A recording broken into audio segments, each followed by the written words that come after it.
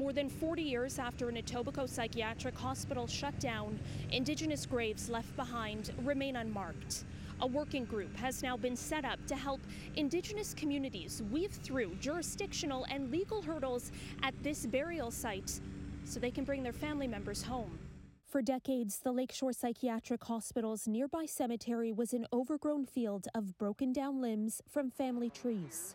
Ed Januszewski is responsible for restoring the grounds and identifying every sunken grave, all 1,511 of them. Some had been disinterred over the years too, so there were a few more than that at one point.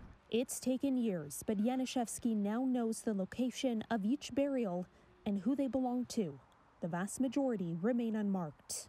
Do you have any indication how many of these burials might be Indigenous people?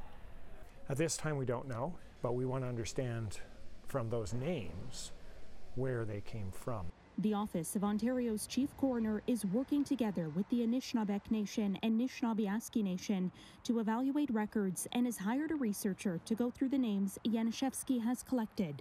She has been working now for 4 weeks and has been making good progress in trying to understand who may be buried and where they may come from is the additional work that needs to be done. The hospital back in the 30s and 40s had been focused on Northern Ontario, servicing that area before being a more localized hospital, and that gave a good clue that there would be a lot of Indigenous people who would be brought here.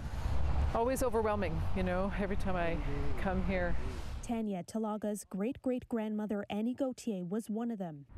We always knew that Annie was a patient at the asylum, but we didn't know where she was buried.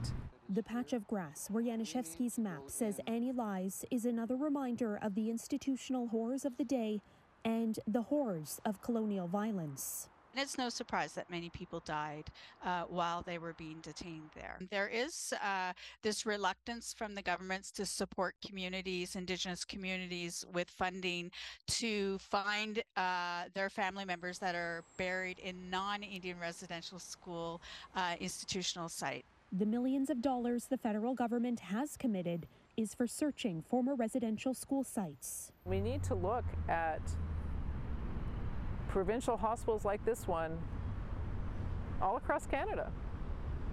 This is just the beginning.